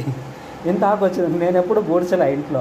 ఇంత ఆకు 2 ఆకులు రావడం, ఇంత పెద్ద ఆకులు వచ్చేసింది. అది ఆ చెట్టు ఎప్పుడు పెద్ద అవుతుందా, అది పెద్ద తీగలు అల్లుకొని దానికి పూత వచ్చి దానికి సొరకాయలు కాయడం అంటే ఒక ఫలం. అది దేవుడి దృష్టిలో మనము విత్తనాలం. మనం విత్తబడిన చెట్టులు మనం మొలిచి క్రమంగా ఎదుగుతూ పూత ఆ పిందె వరకు వచ్చి కాయలు కాసి ఆ కాయలు తెంపి మన చేతుల్లో పట్టుకున్నప్పుడు అప్పుడు గింజ విత్తినటువంటి నాకు సంతోషం. అర్థమవుతుందా? ప్రతి ఒక్కరం కూడా మనం దేవుని బిడ్డలమైన మనము, దేవుడు మనల్ని రక్షించుకున్నాడు, దేవుని బిడ్డలం. కానీ ఈ ఆత్మీయ జీవితంలో చాలామంది క్రైస్తవులు క్రమముగా నడవరు. బ్రేక్ వేస్తారు, ఆగిపోతారు. దేవుళ్ళు కొన్నాళ్ళు భయభక్తులు ఉంటారు, కొన్నాళ్ళు ఉండరు. హేమిలే బ్రేక్ వేసి కొన్నాళ్ళు పడుతూ లేస్తూ ఉంటున్నారు. అలాగున మనం ఉండకూడదు. ఒక క్రమంగా మనము చెట్టు ఎదుగుతూ పోతున్నప్పుడు మనము ఫలిస్తాం. యేసుప్రభు ఏం చెప్పాడు? ఎవరు నా యందు ఉంటే నేను వాళ్ళ యందు ఉంటే వాళ్ళు బహుగా ఫలిస్తారని చెప్తున్నారు. నాకు వేరుగా ఉంటే మీరు ఏం చేయలేరంటున్నారు. కాబట్టి మనం బహుగా ఫలించాలంటే యేసు ప్రభువుల్లో మనం ఉండాలి. యేసు ప్రభువుల్లో మనం ఎలా ఉంటామంటే క్రమమైనటువంటి ఆత్మీయ జీవితంలో స్టెప్ బై స్టెప్ నేను చెప్పినటువంటి 7 క్రమాలు: సృష్టి క్రమము, సత్య స్వార్థ క్రమము, ఆత్మ క్రమము, సేవా క్రమము, మోత క్రమము, సేనావ్యూహ క్రమము, మెల్కిసెదెకు క్రమము. ఈ క్రమాల గుండా మనము వెళుతూ నేర్చుకుంటూ ఉన్నప్పుడు దేవుడు ఆశించినటువంటి ఫలములను ఇచ్చే చెట్టులాగా మనం ఉంటాము. ఈ క్రమాన్ని మనం ఎట్టి పరిస్థితుల్లో కూడా మనం విడిచిపెట్టకూడదు.